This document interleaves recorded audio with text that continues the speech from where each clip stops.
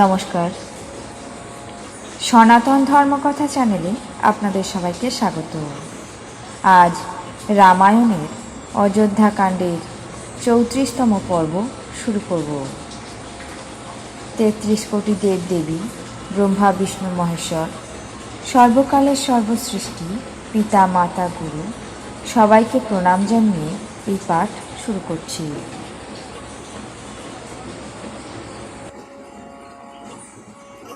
ভরদ্বাজ মুনির আশ্রম থেকে বেরিয়ে চলার পথে ভরত অগণিত জড় এবং চেতন জীবদের দেখতে পেলেন। পৃথিবীতে যেসব মানুষ একবার হলেও রাম নাম উচ্চারণ করেন, তারা নিজেরাও ভবসাগর পার হন এবং অপরকেও পার করেন। তার উপর ভরত তো শ্রীরামচন্দ্রের ভালোবাসার পাত্র, তার ছোট ভাই। সুতরাং তার জন্য চলার পথে সুমঙ্গলদাতা কেন হবে না? সিদ্ধ সাধু এবং মুনিরা এইসব কথা বলা বলি করলেন, আর ভরতকে দেখে তারা মনে মনে খুবই আনন্দিত হলেন। ভরতের এই প্রেমের প্রভাব দেখে দেবরাজ ইন্দ্রের চিন্তা হলো যে এরা প্রেমের আকর্ষণে আবার শ্রীরামচন্দ্রকে ফিরিয়ে না আনেন এবং আমার পরিকল্পনা ব্যর্থ না হয়ে যায়। এই সংসার ভালোর কাছে ভালো আর মন্দের কাছে মন্দ। মানুষ নিজে যেমন, সংসারও তার কাছে তেমনই দেখায়। দেবরাজ ইন্দ্র গুরু বৃহস্পতিকে গিয়ে বললেন, ঠাকুর, এমন ব্যবস্থা করুন যাতে ভরত এবং শ্রীরামচন্দ্রের সাক্ষাৎই না হয়।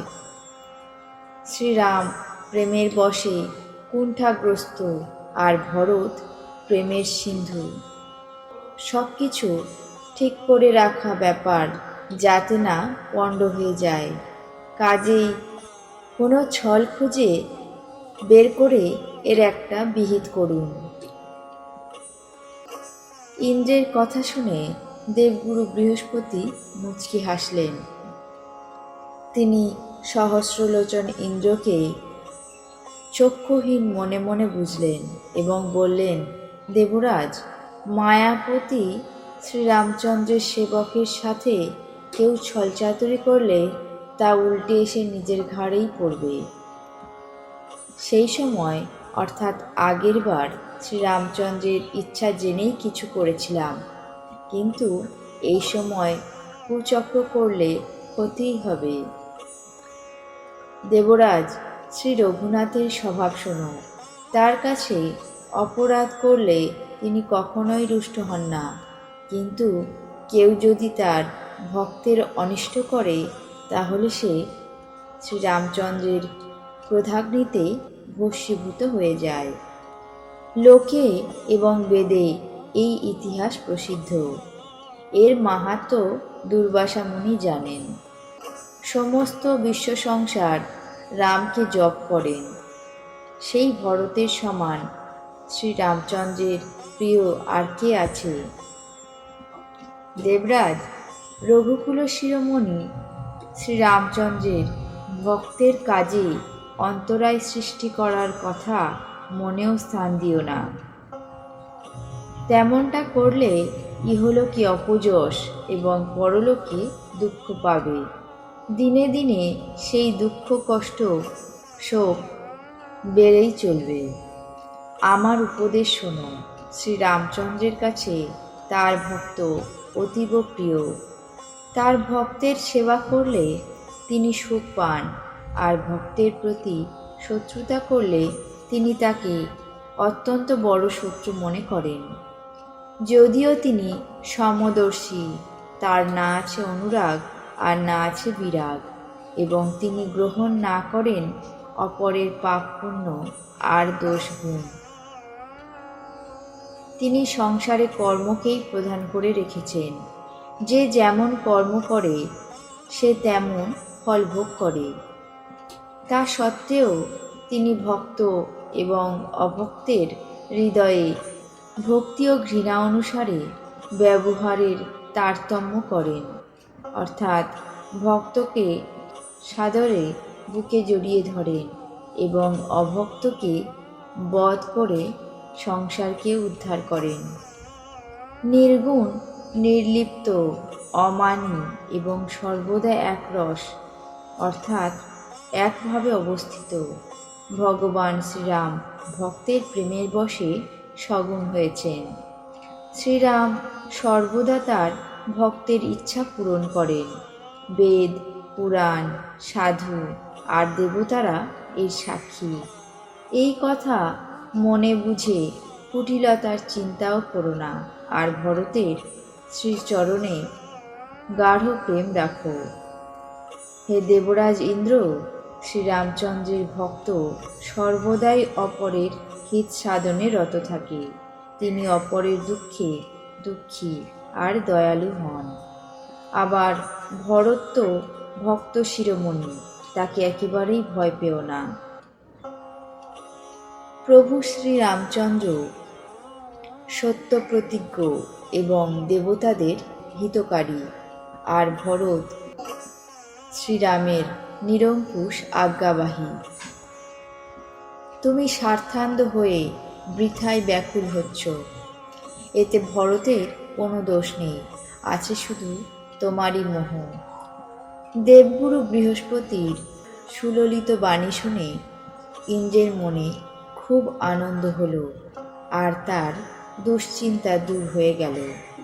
তখন প্রেমোদিত হয়ে দেবরাজ ইন্দ্র পুষ্প বর্ষণ করে ভরতের স্বভাবের প্রশংসা করতে লাগলেন। এইভাবে ভরত পথ চলতে লাগলেন। তার প্রেমবিবশ অবস্থা দেখে মুনি ও সিদ্ধগণও প্রশংসা করতে লাগলেন। ভরত যখনই রাম নাম উচ্চারণ করে দীর্ঘশ্বাস নিচ্ছিলেন, তখনই মনে হচ্ছিল যেন চারিদিকে প্রেমে উছলে উঠছে। তার প্রেম এবং দীনতায় পূর্ণ বচন শুনে বজ্র এবং পাষাণও গলে যায়। অযোধ্যাবাসীদের প্রেমের বর্ণনা করা যায় না। মাঝে বিশ্রাম করে ভরত যমুনার তীরে এলেন। মাঝে কিছুটা বিশ্রাম করলেন, তারপর যমুনার তীরে এলেন। যমুনার জল দেখে তার চোখে জল ভরে গেল। শ্রীরামের শ্যাম রঙের মতো সুন্দর জল দেখে সমস্ত সঙ্গী সাথীদের সাথে ভরত বিহ্বল হয়ে শ্রীরাম বিরহরূপী সমুদ্রে ডুবতে ডুবতে বিবেকরূপী জাহাজে উঠে পড়লেন। অর্থাৎ যমুনার কালো জল দেখে সকলে শ্যামবর্ণ ভগবানের প্রেমে বিভোর হয়ে পড়ল এবং তাকে না পেয়ে বিরহ ব্যথায় পীড়িত হয়ে পড়লেন। তারপর ভরতের মনে এই ভাবনা হলো যে তাড়াতাড়ি হেঁটে শ্রীরামচন্দ্রকে সাক্ষাৎ দর্শন করব। এই বিবেচনায় আবার তার মন উৎসাহিত হয়ে উঠল। সেই দিন যমুনার তীরে নিবাস করলেন সকলে। তারপর সময় মতো সব ব্যবস্থা করলেন নিষাদরাজ। রাতারাতি সব ঘাট থেকে অগণিত নৌকা এসে গেল। ভোরবেলা সকলেই একক্ষেপে যমুনা পার হয়ে গেলেন। শ্রীরাম সখা নিষাদরাজের এই সেবাতে সকলে খুবই পরিতুষ্ট হলেন। তারপর আবার স্নান সেরে যমুনাকে প্রণাম করে নিষাদরাজের সাথে দুই ভাই যাত্রা করলেন। রামায়ণের অযোধ্যাকাণ্ডের 34তম পর্ব আজ এখানেই শেষ করছি। বাকি অংশ আগামী পর্বে পাঠ করে শোনাব। আপনাদের কেমন লাগলো তা অবশ্যই কমেন্ট বক্সে জানাবেন। চ্যানেলটিকে সাবস্ক্রাইব করবেন, লাইক করবেন, শেয়ার করবেন। ধন্যবাদ।